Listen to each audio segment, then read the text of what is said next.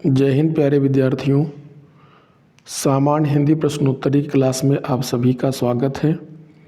आज की क्लास के अंतर्गत हम लोग एक नया अध्याय देखेंगे जो टॉपिक है क्रिया। अगर क्रिया के संक्षिप्त परिचय की बात करें तो थोड़ा सा क्वेश्चंस को लेने से पहले क्रिया के बारे में जानना आवश्यक होगा। क्रिया एक विकारी शब्द है जिसे धातु के नाम से भी जाना जाता है। अगर सामान्य भाषा में कहें तो क्रिया के मूल रूप अर्थात मूलांश को धातु कहते हैं। अर्थात जिस मूल रूप से क्रिया बनती है उसे धातु कहते हैं। एग्जाम्पल के थ्रू समझते हैं। जैसे एक क्रिया हमने ले लिया पढ़ना, तो पढ़ना में अगर एक प्रत्यय है लास्ट में ना, अगर ना को हटा दिया जाए तो क्या बचेगा? ये पढ़ बचेगा। तो इसमें जो पढ़ना में पढ़ शब्द था यही इसका मूल शब्द है और इसे ही कहते हैं धातु। इसका मतलब ये हुआ कि जो क्रियाएं होती हैं वो प्रायः धातु में ना प्रत्यय जोड़ करके बनाई जाती हैं और जितनी भी क्रियाएं होती हैं उन क्रियाओं के अंत में ना प्रत्यय आपको अवश्य मिलेगा। इस बात का आप सदैव ध्यान रखेंगे। अगर हम क्रिया के निर्माण की बात करें, इसकी रचना की बात करें, तो क्रियाएं तीन प्रकार के शब्दों से बनाई जा सकती हैं। एक तो पहला धातु से बनाई जा सकती हैं, दूसरा संज्ञा से भी क्रिया का निर्माण किया जा सकता है, ध्यान रखेंगे, और तीसरा है विशेषण से भी क्रिया का निर्माण हो सकता है। तो अगर प्रश्न पूछा जाए कि क्रिया की रचना कितने प्रकार से की जा सकती है, तो तीन प्रकार से, धातु से, संज्ञा से, विशेषण से। अगर बात करें क्रिया कहते किसे हैं, तो क्रिया को परिभाषित कैसे करेंगे? किसी कार्य के करने या होने का बोध कराने वाले शब्द ही क्रिया कहलाते हैं। जैसे पीना है, खाना है, रोना है, दौड़ना है, पढ़ना है, लिखना है, हंसना है, सभी में आपको ना प्रत्यय लास्ट मिल रहा है, ये क्रिया हो जाएगा। अगर क्रिया के विभाजन की बात करें, इसके स्वरूप की बात करें, तो क्रिया का विभाजन मुख्य रूप से दो प्रकार से होता है। पहला रचना या बनावट के आधार पर और दूसरा होता है प्रयोग के आधार पर।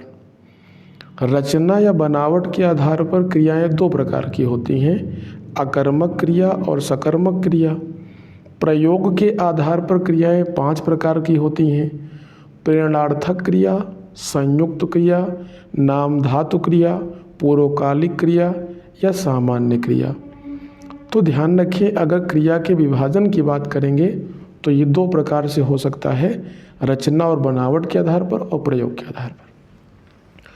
अभी हम लोग आगे क्वेश्चंस लेंगे तो उसमें अकर्मक और सकर्मक क्रियाओं के बारे में भी चर्चा कर लेंगे। तो जैसे कि अकर्मक क्रिया का मतलब क्या होता है, अगर अकर्मक आप लोग लिखें तो ध्यान दें, अकर्मक क्रिया का मतलब क्या होता है। आ माने होता है ना, कर्म माने होता है कर्म और का माने होता है के, यानी ऐसी क्रिया जो कर्म के बिना आए उसे अकर्मक क्रिया कहते हैं। और सकर्मक क्रिया का मतलब क्या होता है, सा धन कर्म धन का, सा माने साथ में, कर्म माने कर्म और का माने के। अगर कोई क्रिया किसी वाक्य में कर्म के साथ आ रही है तो उसको सकर्मक क्रिया बोलेंगे, और कर्म के साथ नहीं आ रही है तो उसको अकर्मक क्रिया कहेंगे, ध्यान रखेंगे। क्रिया के साथ साथ यहाँ पर हम लोग दो टॉपिक और कवर करेंगे जो क्रिया के ही रूप होते हैं। एक क्रिया के अलावा यहाँ पर हम लोग वाच्य के बारे में जानेंगे, वाच्य क्या होता है, वाइस क्या होते हैं, और वृत्ति क्या होता है। इससे भी आधारित प्रश्न परीक्षाओं में पूछे जाते हैं, तो इन दोनों टॉपिक को भी यहीं पर कवर करेंगे। तो चलिए आज का पहला क्वेश्चन लेते हैं जो आपके लिए महत्वपूर्ण होगा। पहला प्रश्न है कि उस विकल्प का चयन कीजिए। पहला क्वेश्चन है कि उस विकल्प का चयन करें जो दिए गए वाक्य में क्रिया के भेद वाला सही विकल्प है। रोहन चाय पीकर बैठ गया, कैसी क्रिया है? संयुक्त क्रिया, पूर्वकालिक क्रिया, प्रेरणार्थक क्रिया या नामधातु क्रिया। तो ध्यान रखें, जब कोई कर्ता किसी एक क्रिया को करके किसी दूसरी क्रिया में संलग्न हो जाता है तो पहले वाली जो क्रिया होती है उसको पूर्वकालिक क्रिया कहते हैं। जैसा कि आप लोग अगर देखें वाक्य में तो लिखा कि रोहन चाय पीकर बैठ गया, तो पहले रोहन ने क्या किया, चाय पिया और फिर चाय पीकर क्या हुआ, वो बैठ गया। तो एक कैसी क्रिया होगी, पूर्वकालिक क्रिया होगी। एक बात का सदैव ध्यान रखेंगे कि जब एक क्रिया को समाप्त करके कोई कर्ता दूसरी क्रिया में संलग्न होता है तो पहली वाली क्रिया हमेशा पूर्वकालिक क्रिया होती है। क्वेश्चन नंबर 2 लिखा है कि निम्न प्रेरणार्थक क्रिया, निम्न में से प्रेरणार्थक क्रिया कौन सी है। प्रेरणार्थक क्रिया का मतलब होता है कि जहाँ पर कोई क्रिया किसी के द्वारा करवाई जाती है, जैसे कि चलना स्वयं से हो रहा है, उड़ना भी स्वयं से हो रहा है, उठना भी स्वतः हो जाएगा। लेकिन दिलाना का मतलब है कि जो देने का कार्य है ना, वो कोई दूसरा व्यक्ति कर रहा है। तो जहाँ पर क्रिया किसी दूसरे व्यक्ति के द्वारा की जा रही हो वहाँ पर हमेशा ध्यान रखेंगे प्रेरणार्थक क्रिया के अंतर्गत वो आएगा। क्वेश्चन नंबर 3 देख लेते हैं। तीसरा क्वेश्चन क्या है, वह शाम को घर जाएगा। वाक्य में वृत्ति का अर्थ क्या, अर्थ का कौन सा भेद होगा। अब यहाँ पर एक शब्द आ गया है वृत्ति। अब वृत्ति के बारे में आप लोगों को जानना आवश्यक होगा। हमने अभी बताया था कि क्रिया के अंतर्गत वृत्ति और वाच्य के बारे में भी हम लोग जानते हैं, तो ध्यान से समझे। पहले देखिए, वृत्ति को कई प्रकार के शब्दों से हम लोग जानते हैं, चाहे वृत्ति कहा जाए, चाहे अर्थ कहा जाए और चाहे कह दिया जाए क्रियार्थ। अगर क्रियार्थ को हम तोड़ेंगे तो ये टूट जाएगा क्रियाधन अर्थ में। यानी वाक्य में क्रिया का भाव, क्रिया का अर्थ या क्रिया का प्रयोजन जिनके द्वारा बोध होता है उनको वृत्ति कहा जाता है या क्रियार्थ कहा जाता है या अर्थ कहते हैं। अगर हम वृत्ति शब्द की बात करें तो ये अंग्रेजी के मूड शब्द से बना है। वृत्ति शब्द किससे बना है, अंग्रेजी के मूड शब्द से बना है। पंडित कामता प्रसाद गुरु जी ने वृत्ति के स्थान पर इसके लिए अर्थ शब्द का प्रयोग किया है। उन्होंने पंडित कामता प्रसाद गुरु जी के अनुसार क्रिया के जिस रूप से विधान करने की रीति का बोध होता है उसे ही अर्थ कहते हैं, उसे ही वृत्ति कहते हैं और उसे ही क्रियार्थ कहते हैं। अगर बात करें कि क्रियार्थ के भेद कितने होते हैं तो पंडित कामता प्रसाद गुरु जी के अनुसार जो क्रियार्थ या अर्थ या जो वृत्ति होते हैं इसके 5 भेद होते हैं। पहला निश्चयार्थ, दूसरा संभावनार्थ, तीसरा संदेहार्थ, चौथा आज्ञार्थ और 5वां संकेतार्थ। तो अगर पूछे कि वृत्ति के भेद कितने होते हैं तो 5 होते हैं। अब यहाँ पर देखो, जो संकेतार्थ, संभावनार्थ, निश्चयार्थ और विद्यर्थ लिखा हुआ था, इसमें जो विद्यर्थ था इसको आज्ञार्थ भी कहते हैं। अब जहाँ पर आज्ञा का अर्थ होगा, बोध होगा, वहाँ पर आज्ञार्थ हो जाएगा। जहाँ पर क्रिया के निश्चित होने का बोध होगा उसको निश्चयार्थ बोलेंगे। जहाँ क्रिया के संकेत का बोध होगा उसको संकेतार्थ बोलेंगे। जहाँ क्रिया के अनुमान, इच्छा या कर्तव्य आदि का बोध होगा उसे संभावनार्थ बोलेंगे। बहरहाल प्रश्न पर आते हैं। लिखा कि वह शाम को घर जाएगा, संकेतार्थ होगा या संभावनार्थ होगा या निश्चयार्थ होगा या विद्यार्थी होगा। तो वह शाम को घर जाएगा, इसका मतलब यह निश्चित है कि वो घर जाएगा, तो यहाँ पर कैसी वृत्ति होगी, निश्चयार्थी होगी। आशा है आप लोगों को अर्थ या वृत्ति या क्रियार्थ का मतलब समझ में आ गया होगा। चलिए अगला क्वेश्चन देख लेते हैं। लिखा कि वह भोजन बनाता है, वाक्य में कौन सा पक्ष है। स्थित्यात्मक, आवृत्तिमूलक, सात व्यापरक या पूर्ण पक्ष होगा। तो खाना भोजन बनाता है तो इसका मतलब सतत रूप से बनाता है, तो ये कैसा पक्ष होगा, ये आवृत्तिमूलक पक्ष के अंतर्गत आएगा। अगला प्रश्न है, क्वेश्चन नंबर 5 है कि क्रिया के जिस रूप से क्रिया निष्पादन के समय का ज्ञान हो उसे क्या कहते हैं। ध्यान रखें, क्रिया किस समय में हो रही है उसके निष्पादन के समय का जो बोध कराने वाला पद होता है उसे काल कहते हैं। उसे क्या कहते हैं? काल। काल का मतलब होता है समय, जिसे आप लोगों ने अंग्रेजी में टेंस के रूप में पढ़ा था। चलें, जिस क्रिया से संचालित व्यापार का फल कर्ता को छोड़कर कर्म पर पड़ता है उसे कौन सी क्रिया कहते हैं। यानी जब किसी संचित व्यापार का फल कर्ता को छोड़कर कर्म पर पड़े तो उसे कौन सी क्रिया कहेंगे। तो उसे सकर्मक क्रिया कहा जाता है। जब क्रिया का फल कर्म पर पड़े ना कि कर्ता पर तो उसे सकर्मक क्रिया कहेंगे। और जब क्रिया किन्हीं वाक्य में दो कर्मों के साथ आती है तो उसको द्विकर्मक क्रिया कहते हैं। जब कोई क्रिया कर्म के बिना आती है किसी वाक्य में तो उसको अकर्मक क्रिया कहेंगे। क्वेश्चन नंबर 7 है कि क्रिया के मूल रूप को क्या कहते हैं।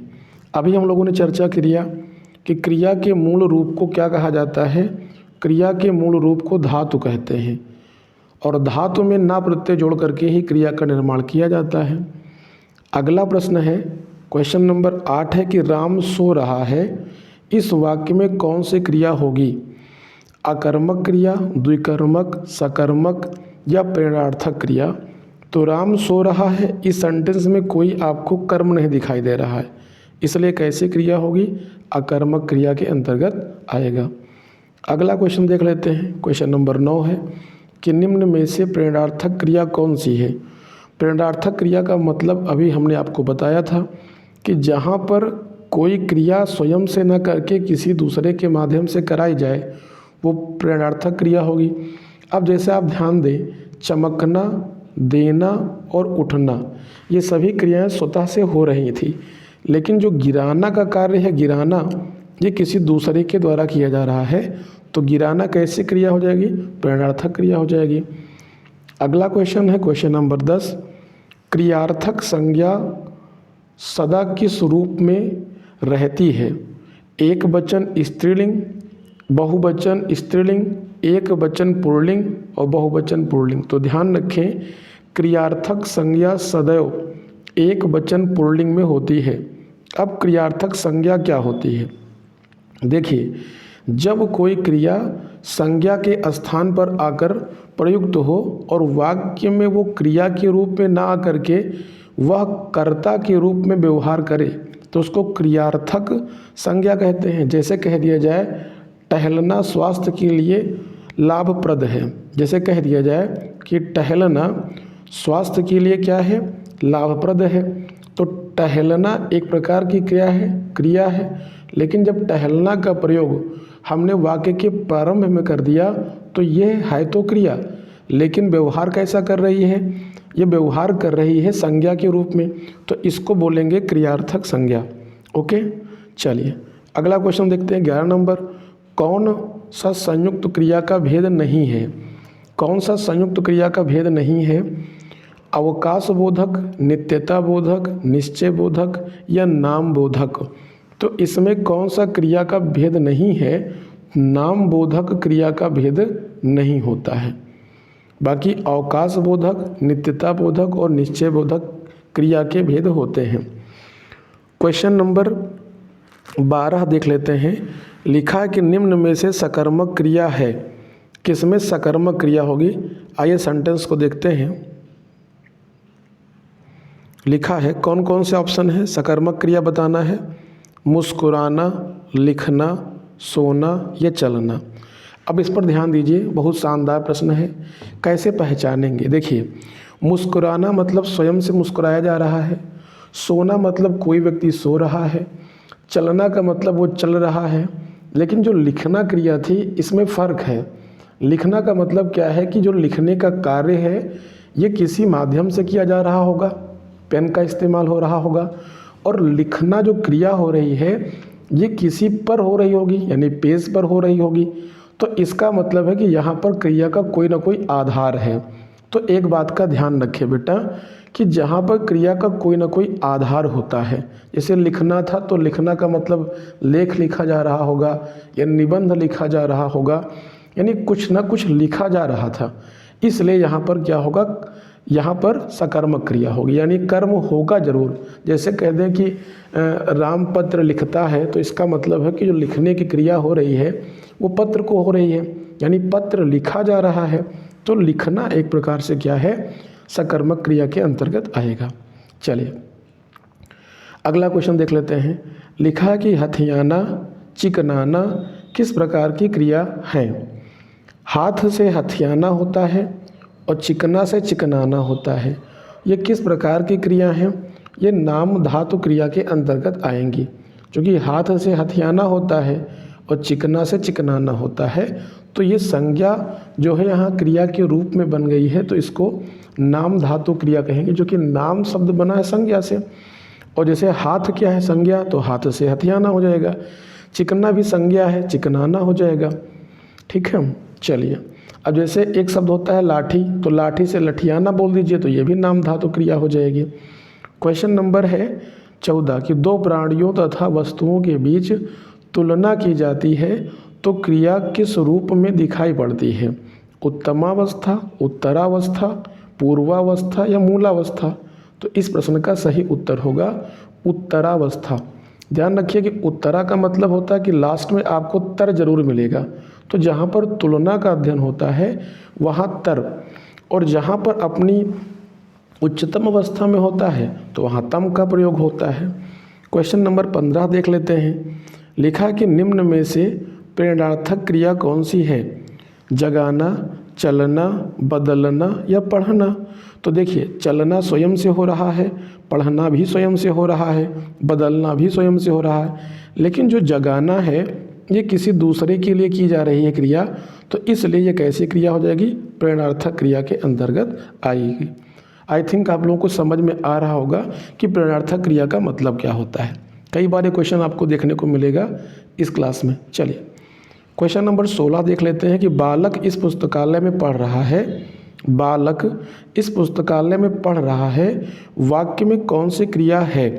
अकर्मक क्रिया है, सकर्मक क्रिया है या सहायक क्रिया है या संयुक्त क्रिया है। अब इस पर ध्यान दीजिएगा। बालक इस पुस्तकालय में पढ़ रहा है, तो इसका मतलब पढ़ कहाँ रहा है।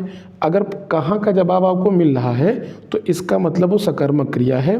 तो बालक पुस्तकालय में पढ़ रहा है, लाइब्रेरी में पढ़ रहा है, कमरे में पढ़ रहा है, तो यहाँ पर कहाँ पढ़ रहा है, कहाँ का जवाब मिल रहा है, इसलिए कैसी क्रिया होगी, सकर्मक क्रिया होगी। अगर ध्यान दीजिए किसी सेंटेंस में कहाँ या क्या शब्द के इन दो प्रश्नों के उत्तर मिल जाएं तो हमेशा जान लेना कि वहाँ पे कौन सी क्रिया होगी, सकर्मक क्रिया होगी। ये कीवर्ड्स आपको ध्यान रखने हैं। चलिए क्वेश्चन नंबर 17 देख लेते हैं। 17 लिखा है कि वह पढ़ता तो सफल होता, वाक्य में क्रिया की वृत्ति क्या है। देखिए यहाँ पे कंडीशनल सेंटेंस होता है, जैसे वह पढ़ता तो सफल होता, यानी उसकी सफलता निर्भर करती है उसके पढ़ने पर। अब इसमें जो ऑप्शन दिए गए हैं, इच्छा सूचक है, संकेत सूचक है, निश्चय सूचक है या संदेह सूचक है। तो देखिए जहाँ पर कंडीशनल सेंटेंसेस का प्रयोग होता है, जैसे वह पढ़ता तो सफल हो जाता, तो यहाँ पर संकेत सूचक वृत्ति के अंतर्गत आएगा। ये कंडीशनल ऑप्शन नंबर बी पर होगा सही। ओके चलिए क्वेश्चन नंबर 18 देख लेते हैं। क्वेश्चन नंबर 18 क्या लिखा है। 18 में लिखा है कि जिस क्रिया के व्यापार का फल, जिस क्रिया के व्यापार का फल कर्ता पर पड़े उसे कौन सी क्रिया कहेंगे। तो जब किसी क्रिया के व्यापार का फल कर्ता पर पड़े तो उसे कौन सी क्रिया कहते हैं। अगर कर्ता पर पड़ रहा है तो उसे कैसी क्रिया बोलेंगे, अकर्मक क्रिया बोलेंगे, और अगर कर्म पर पड़ता तो उसको सकर्मक क्रिया बोल देते हैं। ठीक है चलिए अगला क्वेश्चन है, आकाश में तारे निकलते हैं, वाक्य में क्रिया का पक्ष कौन सा होगा। आकाश में तारे निकलते हैं, वाक्य में क्रिया का पक्ष कौन सा होगा। पूर्ण स्थिति, अपूर्ण स्थिति, निरंतर बोधक स्थिति या आवृत्ति मूलक स्थिति। चलिए जल्दी से बताइए। इसका होगा कि आवृत्ति मूलक स्थिति। कैसे? अब इस बात पर ध्यान दीजिएगा। जैसे लिखा है कि आकाश में तारे निकलते हैं, तो इसका मतलब क्या है कि तारे निरंतर निकलते हैं, ना कि निकला है।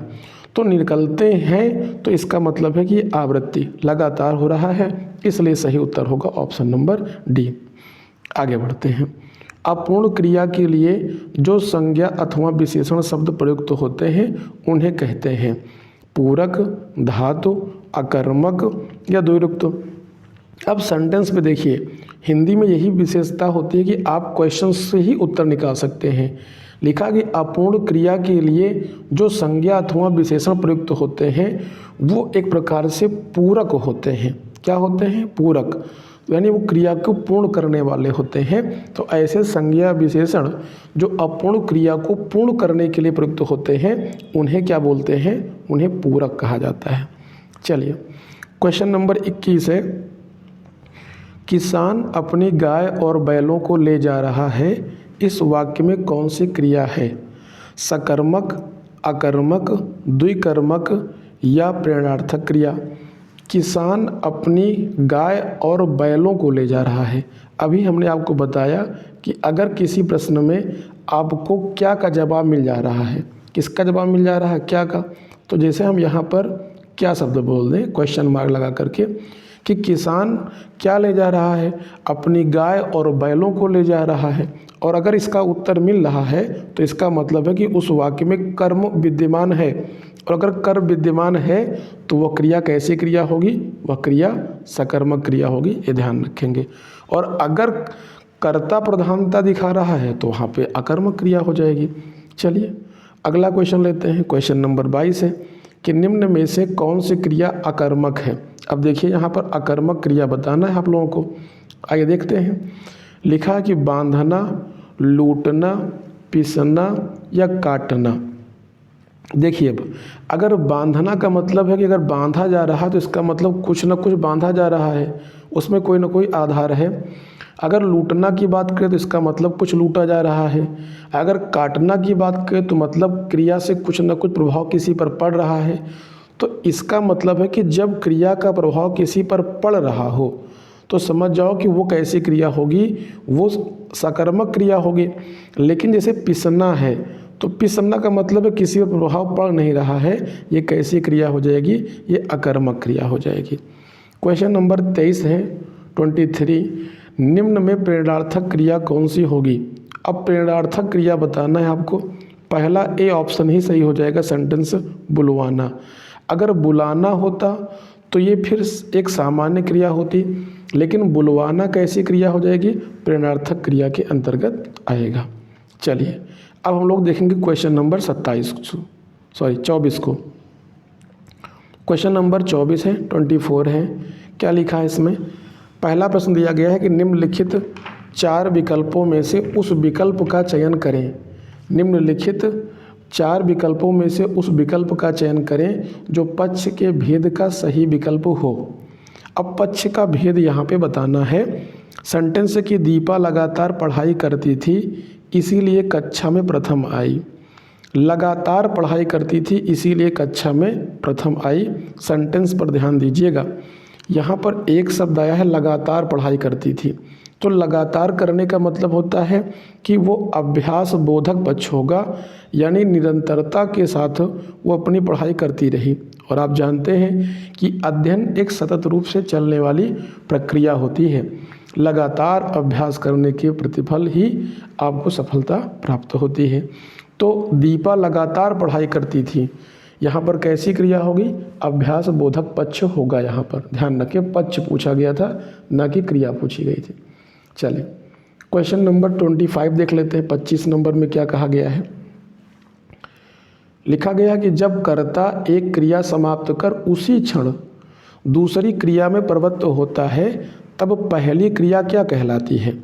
ये सेंटेंस हम पहले ही आपको बता चुके हैं कि जब कोई कर्ता एक क्रिया को समाप्त करके किसी दूसरी क्रिया में संलग्न हो जाता है तो जो पहले वाली क्रिया होती है उस क्रिया को क्या बोलते हैं? उस क्रिया को पूर्वकालिक क्रिया कहा जाता है। ऑप्शन नंबर क्या सही होगा? बी सही होगा। क्वेश्चन नंबर 26 देख लेते हैं। अब आप चल सकते हैं वाक्य में कौन सी वृत्ति है? अभी बताया कि वृत्ति का अर्थ क्या होता है। वृत्ति को अर्थ भी कहते हैं, वृत्ति को क्रियार्थ भी कहते हैं, वृत्ति को मूड भी कहते हैं। तो वृत्ति के अलग अलग अर्थ होते हैं।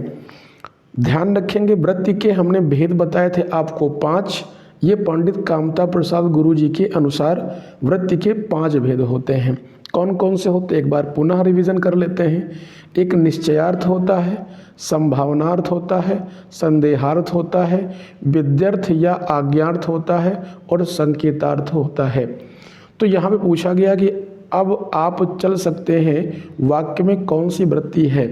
अगर आप चल सकते हैं तो इसका मतलब है चलने में आप समर्थ हैं। तो एक कैसी वृत्ति है? ये सामर्थ्य सूचक वृत्ति के अंतर्गत आएगा। अगला क्वेश्चन देख लेते हैं। 27 नंबर की निम्नलिखित प्रश्न में 4 विकल्पों में से उस विकल्प का चयन करें जो क्रिया के भेद वाला सही विकल्प है। दीपा ने गाय को चारा खिलाया। दीपा ने गाय को चारा खिलाया। इस सेंटेंस में क्या लिखा हुआ है कि दीपा ने गाय को चारा खिलाया ना। कैसे मतलब कि इसमें बताना है कि क्रिया का भेद वाला सही विकल्प कौन होगा। नाम धातु क्रिया, कृदंत क्रिया, प्रेरणार्थक या द्विकर्मक क्रिया। अब यहाँ पर ध्यान दीजिएगा आप लोग। यहाँ पे हमने आपको बताया था अभी कि अगर क्या शब्द का उत्तर मिल रहा तो इसका मतलब उसमें क्रिया है, कर्म है। जैसे दीपा ने गाय को चारा खिलाया, तो क्या खिलाया? चारा खिलाया। तो चारा मिला कि नहीं मिला उत्तर में? किसको खिलाया? गाय को खिलाया, तो गाय का भी उत्तर मिल गया। तो क्या और किसको का उत्तर मिल रहा है, तो इसका मतलब है कि इसमें कर्म एक नहीं बल्कि 2 कर्म विद्यमान होते हैं। तो जब खिलाना क्रिया 2 कर्मों के साथ आएगी तो इसको हम लोग क्या बोलेंगे? द्विकर्मक क्रिया कहा जाएगा। यानी ऑप्शन नंबर कौन सही होगा? D option. क्वेश्चन नंबर 28 ले लेते हैं कि निम्नलिखित प्रश्न में 4 विकल्पों में से उस विकल्प का चयन करें जो वृत्ति के सही वाक्य भेद का विकल्प है। लिखा है सेंटेंस पे पहले ध्यान देंगे हम लोग कि यदि सारा सामान, सेंटेंस है यदि सारा सामान, एक मिनट, हाँ, यदि सारा सामान मिल गया होता तो भोजन अच्छा बनेगा। तो मिल गया हो तो भोजन अच्छा बनेगा। यानी भोजन का अच्छा बनना किस पर निर्भर करता है? भोजन का अच्छा बनना सामान के मिलने पर बनता है। और अभी हमने आपको बताया कि अगर कोई वाक्य कंडीशनल हो जाए तो वो हमेशा संकेतार्थ होता है। यानी राधा को, है ना, अगर म्यूजिक बजे तो वो नृत्य करे, तो इसका मतलब है कि राधा का नृत्य करना म्यूजिक के बजने पर निर्भर करता है। यदि सारा सामान मिल गया तो भोजन अच्छा बन जाएगा, है ना। तो ये कंडीशनल सेंटेंस है और ये हमेशा संकेतार्थ की श्रेणी में आते हैं, ये बात का ध्यान रखिएगा। क्वेश्चन नंबर 29 देख लेते हैं। लिखा है कि निम्नलिखित प्रश्न में 4 विकल्पों में से उस विकल्प का चयन करें जो पक्ष के भेद का सही विकल्प हो। अब सीता चलने लगी है। अब सीता चलने लगी है तो ये आरंभ द्योतक पक्ष होगा, पूर्णता द्योतक पक्ष होगा, प्रगति द्योतक पक्ष होगा या सातत्य द्योतक पक्ष होगा। यह आरंभ द्योतक पक्ष के अंतर्गत आएगा। इस प्रश्न का सही उत्तर होगा ऑप्शन नंबर ए। क्योंकि सेंटेंस पर ध्यान दें, सीता चलने लगी है तो इसका मतलब है कि सीता ने चलना अब आरंभ कर दिया है। तो ये किसका द्योतक होगा? आरंभ द्योतक होगा। क्वेश्चन नंबर 3030 है कि निम्नलिखित प्रश्न में 4 विकल्पों में से उस विकल्प का चयन करें जो वृत्ति के सही भेद का विकल्प हो। लिखा है कि जरा मेरी सहायता कीजिए। क्या लिखा है? कि जरा मेरी सहायता कीजिए। अब ये कैसी वृत्ति होगी? संदेहार्थ होगी, निश्चयार्थ होगी, संकेतार्थ होगी या विद्यर्थ आएगी? तो ये ध्यान रखेंगे, विद्यर्थ या आज्ञार्थ के अंतर्गत आएगा। अब ध्यान रखिएगा, जो विद्यर्थ होता है उसी को आज्ञार्थ भी कहते हैं। अब आज्ञार्थ का मतलब क्या होता है? अगर इसका संधि विच्छेद करें तो आज्ञा और धन अर्थ हो जाएगा। क्या हो जाएगा? आज्ञा धन अर्थ हो जाएगा। अब यहाँ पर आज्ञा का अर्थ जिस क्रिया से निकले उससे आज्ञार्थ या विद्यार्थी कहा जाएगा। तो इस प्रश्न का सही उत्तर हो जाएगा ऑप्शन नंबर डी। जरा मेरी सहायता कीजिए, ये आज्ञार्थ या विद्यार्थ आ जाएगा। चलिए क्वेश्चन नंबर 31 देख लेते हैं। शिक्षक छात्र को हिंदी पढ़ाते हैं। शिक्षक छात्र को हिंदी पढ़ाते हैं, इस वाक्य में किस प्रकार की क्रिया है? संयुक्त क्रिया, नामधातु क्रिया, अकर्मक क्रिया या द्विकर्मक क्रिया? अब ध्यान दीजिएगा, यहाँ पर बहुत बेहतरीन प्रश्नों की श्रेणी में यह प्रश्न रखा जा सकता है। क्या लिखा है कि शिक्षक छात्र को हिंदी पढ़ाते हैं, तो ये कैसी क्रिया है? अब ध्यान दें, जैसे लिखा जाए कि क्या पढ़ाते हैं, तो क्या का उत्तर क्या निकल के आएगा सर? हिंदी निकल के आएगा। क्या पढ़ाते हैं? हिंदी पढ़ाते हैं। और हमने कहा था किसको पढ़ाते हैं, अगर इसका उत्तर मिल जाए तो भी एक कर्म हो जाएगा। छात्रों को पढ़ाते हैं, तो क्या पढ़ाते हैं? हिंदी। किसको पढ़ाते हैं? छात्रों को। पढ़ाना क्या है? क्रिया है। अब पढ़ाना क्रिया के साथ हिंदी और छात्र जैसे दो कर्म आए हैं, तो ये कैसी क्रिया हो जाएगी? यह क्रिया द्विकर्मक क्रिया हो जाएगी। इस प्रश्न का सही उत्तर होगा option number D. Question number 32 देख लेते हैं कि निम्न में से प्रेरणार्थक क्रिया कौन सी है? अब प्रेरणार्थक क्रिया की पहचान हमने बताया था कि जहाँ पर कोई क्रिया किसी को करने के लिए आदेशित की जाती है, वहाँ पर प्रेरणार्थक क्रिया होती है। तो आइए प्रेरणार्थक क्रिया देख लेते हैं कौन कौन सी हैं। पहले लिखा है खुलना, यानी खुलने का काम स्वयं से होगा। दूसरा है कहना, और तीसरा है दिखना, और चौथा है सिखलाना। तो देखिए सिखलाना जो है ना, वो किसी दूसरे के द्वारा की जा रही है, इसलिए सिखलाना कैसी क्रिया हो जाएगी? यहाँ पर प्रेरणार्थक क्रिया हो जाएगी। क्वेश्चन नंबर 33 है, तुम जाओ सो आओ। तुम जाओ सो आओ वाक्य में सोना क्रिया कैसी क्रिया है? तुम जाओ सो जाओ, तो तुम जाओ सो जाओ का मतलब क्या हुआ? सोना एक क्रिया है, और कैसी क्रिया है? अकर्मक, सकर्मक, द्विकर्मक या प्रेरणार्थक? तो यहाँ पर क्या और किसको का जवाब तो मिल नहीं रहा है, इसलिए कैसी क्रिया हो जाएगी? ये अकर्मक क्रिया के अंतर्गत आएगी। क्वेश्चन नंबर अगर हम 34 देख लें, 34 नंबर क्वेश्चन लिखा कि कुछ शब्द निम्नलिखित में से किस रूप में प्रयोग नहीं किया जा सकता है? यहाँ पर जो कुछ शब्द आया था, इसका प्रयोग किस रूप में नहीं किया जा सकता है? क्रिया, क्रिया विशेषण, संज्ञा या विशेषण? तो कुछ शब्द का प्रयोग क्रिया के रूप में नहीं हो सकता, से संज्ञा के रूप में, क्रिया विशेषण या विशेषण के रूप में प्रयोग किया जा सकता है। अगला क्वेश्चन देख लेते हैं। 35 नंबर प्रश्न है, उजड़ना अकर्मक क्रिया है, तो इसकी सकर्मक क्रिया क्या होगी? उजड़ना एक अकर्मक क्रिया है, तो इसकी सकर्मक क्रिया होती है उजाड़ना। ऑप्शन नंबर क्या सही होगा? डी सही होगा। क्वेश्चन नंबर 36 है कि यदि ओढ़ना अकर्मक क्रिया है, तो इसकी प्रथम प्रेरणार्थक क्रिया क्या होगी? ओढ़ना अगर अकर्मक क्रिया है, तो इसकी प्रथम प्रेरणार्थक क्रिया आप सभी को बताना है। उढ़ाना, ओढ़, ओढ़वाना या उढ़वाना? तो ओढ़ना अगर अकर्मक क्रिया है, तो इसका जो प्रेरणार्थक क्रिया होगी वो उढ़ाना होगा। ऑप्शन नंबर ए सही हो जाएगा। क्वेश्चन नंबर 37 है कि निम्नलिखित प्रश्न में वाक्य की संरचना के आधार पर उनके भेद बताइए। रवि दीवार रंगने लगा है। रवि दीवार रंगने लगा है। अब ध्यान दीजिए, रंगना क्या है? क्रिया है, और लगा उसके साथ जो लगा है वो उसकी क्रिया को पूर्ण कर रहा है। तो रंगने लगा है, तो ये कैसी क्रिया होगी? संयुक्त क्रिया के अंतर्गत आएगी। क्वेश्चन नंबर 38 है कि निम्नलिखित प्रश्न में 4 विकल्पों में से सही सकर्मक क्रिया का उदाहरण पहचानिए। सूरज उग रहा है, चिड़िया उड़ रही हैं, कशिश हंस रही है, और सीता वीणा बजा रही है। अब ध्यान दीजिए, यहाँ पर सीता क्या बजा रही है? वीणा बजा रही है। क्या का उत्तर मिल रहा है, क्या का जवाब मिल रहा है, इसलिए ये इस प्रश्न में सही उत्तर कौन सा होगा? डी ऑप्शन, कि सीता वीणा बजा रही है। यहाँ पर वीणा क्या है? कर्म है, और सीता क्या है? कर्ता है। तो इसलिए यहाँ पे कौन सी क्रिया होगी, सकर्मक क्रिया हो जाएगी। और पूछा क्या गया था प्रश्न में, सकर्मक क्रिया कौन सी होगी। चलिए क्वेश्चन नंबर 39 है कि निम्नलिखित प्रश्न में वाक्य की संरचना के आधार पर उसका भेद बताइए। अनु ने देखकर निबंध लिखा। अनु ने देखकर निबंध लिखा, तो देखकर यानी देखना एक क्रिया हो गई और निबंध लिखा दूसरी क्रिया हो गई। तो जब एक क्रिया को करके दूसरी क्रिया किया जाता है तो वो हमेशा कैसी क्रिया कहलाती है, पूर्वकालिक क्रिया कहलाती है।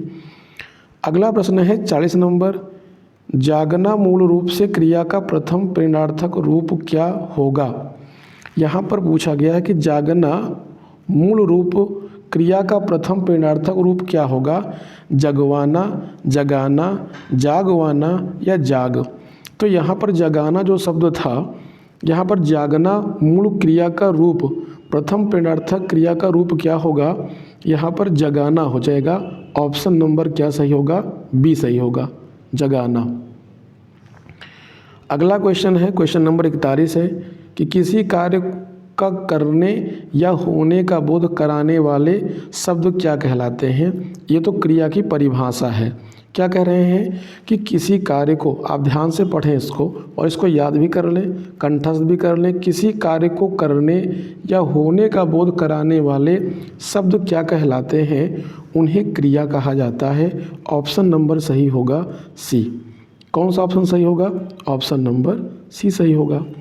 चलिए अगला प्रश्न है 42 नंबर, क्रिया का मूल रूप क्या होता है। क्रिया का मूल रूप होता है धातु, और धातु में ना प्रत्यय जोड़ करके ही क्रिया का निर्माण किया जाता है। जैसे हमने अभी आपको बताया था कि जैसे एक शब्द है पढ़, तो पढ़ क्या है, धातु है, और इसमें अगर ना प्रत्यय को जोड़ दिया जाए तो इससे क्या बन जाएगा, पढ़ना एक क्रिया बन जाएगी। तो पढ़ना क्या है, एक क्रिया है, और पढ़ क्या है, धातु है, और ना क्या है, प्रत्यय है। इसका मतलब ये होता है कि धातु में ना प्रत्यय जोड़ करके ही क्रिया का निर्माण होता है। चलिए अगला प्रश्न है 43 नंबर, धातु कहते हैं, धातु किसे कहते हैं। धातु क्रिया के उत्तर रूप को कहते हैं, क्रिया के मूल रूप को, क्रिया के संपूर्ण रूप को, या क्रिया के सामान्य रूप को। तो क्रिया के मूल रूप को क्या कहा जाता है, धातु कहते हैं। अभी हम लोगों ने इसकी चर्चा की है। ऑप्शन नंबर क्या सही होगा, बी सही हो जाएगा।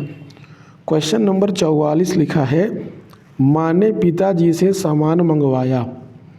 माँ ने पिताजी से सामान मंगवाया, यहाँ क्रिया का कौन सा रूप होगा। मंगवाया, तो मंगवाना क्या है, एक प्रकार की जो क्रिया का प्रेरणार्थक क्रिया का स्वरूप होगा।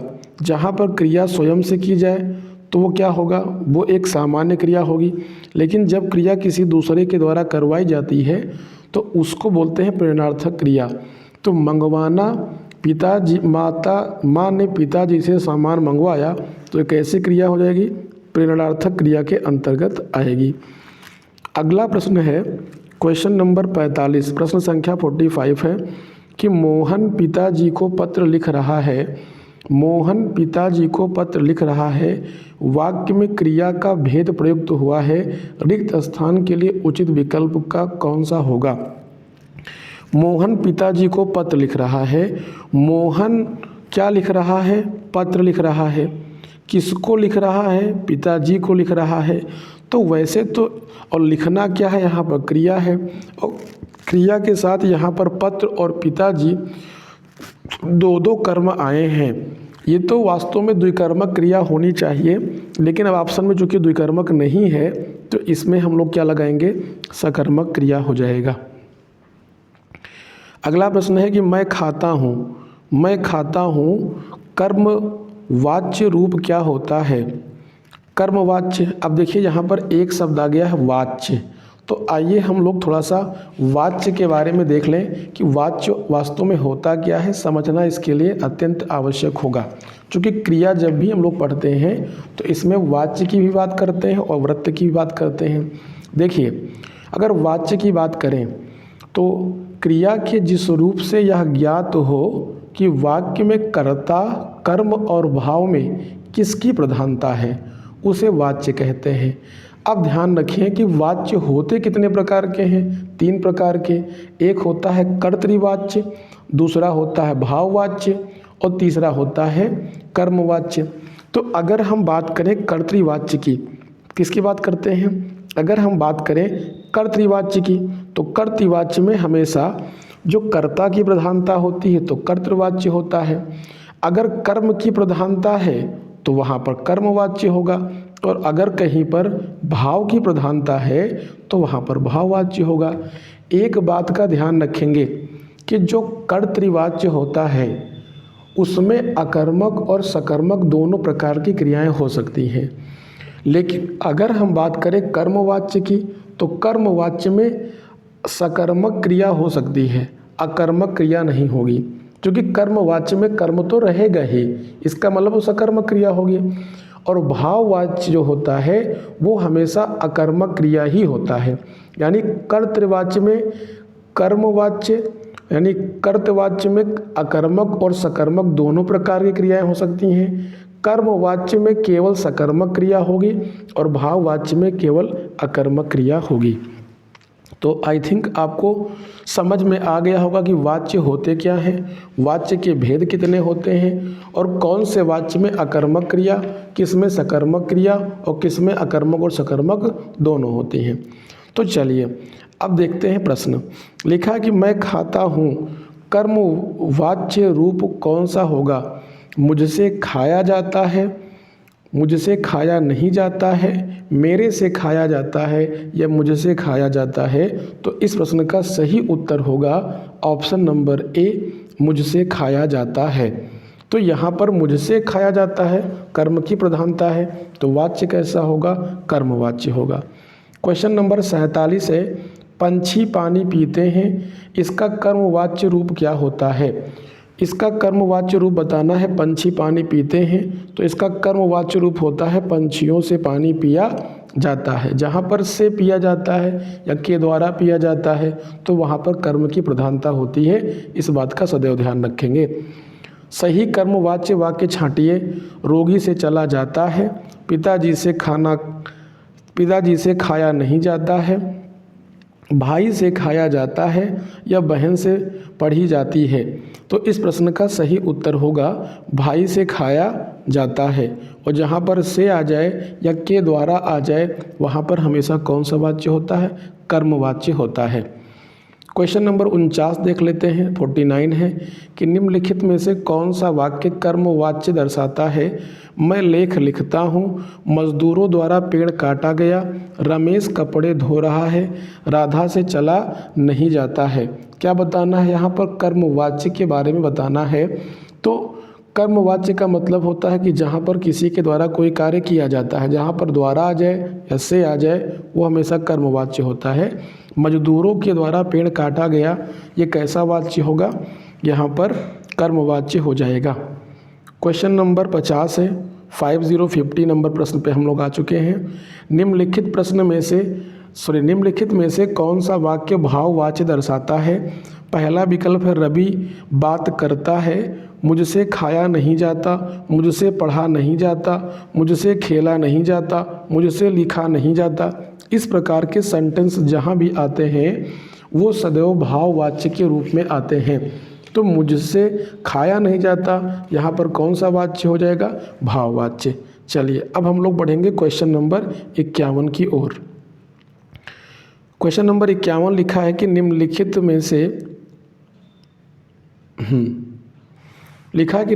में से कौन सा कर्तृवाच्य नहीं दर्शाता है? कौन सा कर्तृवाच्य नहीं दर्शाता है? रोशनी फल बेचती है, रोशनी है, यहाँ पर मिसप्रिंट हुआ है, यहाँ पर रोशनी होना चाहिए था। रोशनी फल बेचती है, विनय से चला नहीं जाता, राम कपड़े सिलता है, मैं अब काम नहीं करता।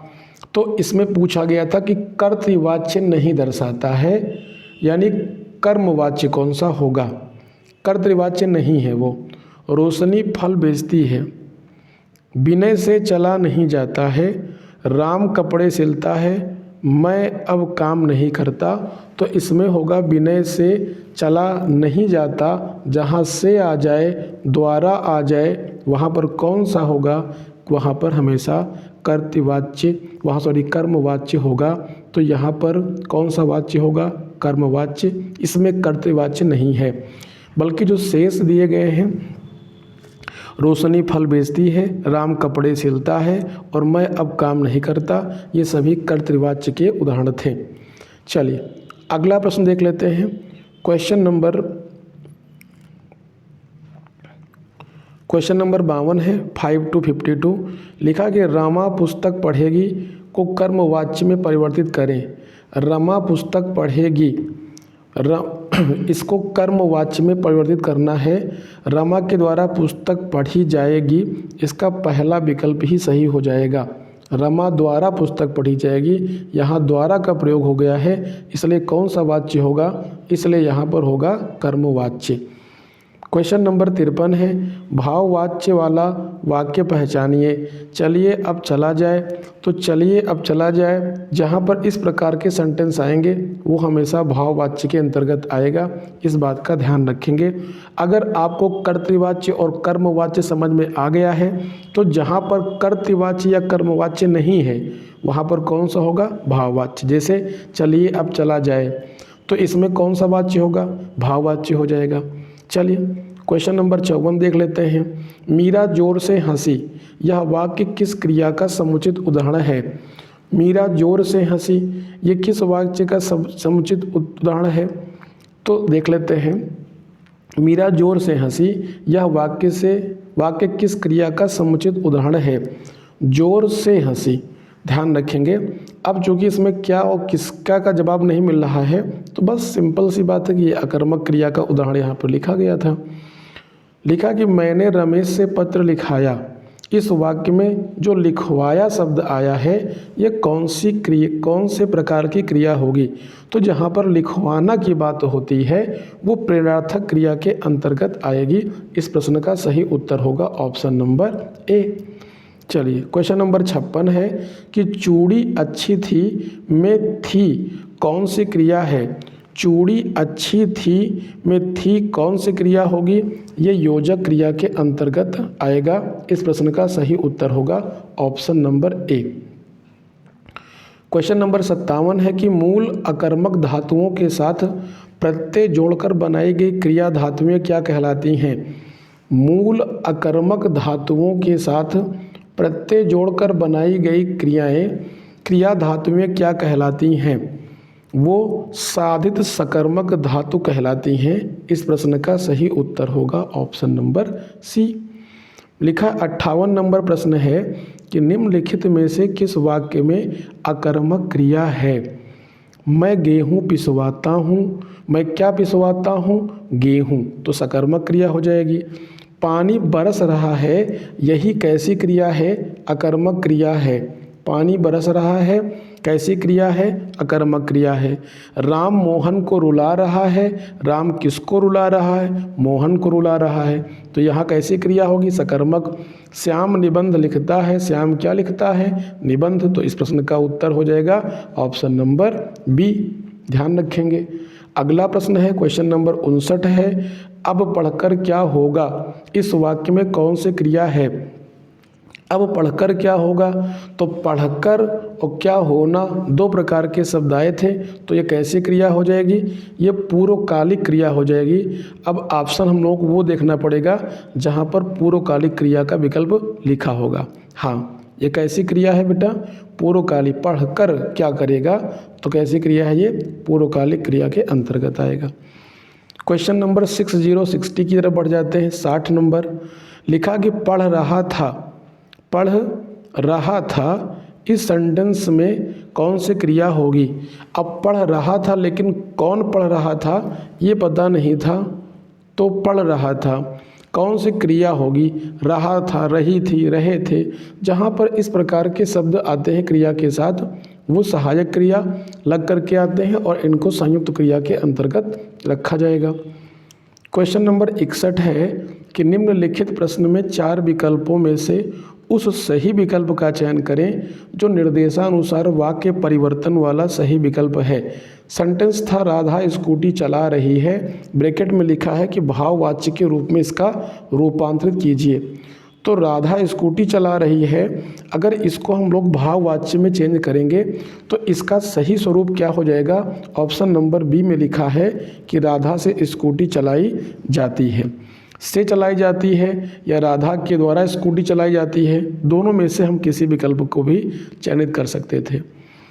क्वेश्चन नंबर 62 देख लेते हैं। 6 to 62 लिखा है, यदि दौड़ना अकर्मक क्रिया है, यदि दौड़ना अकर्मक क्रिया है तो इसकी प्रेरणार्थक क्रिया क्या होगी?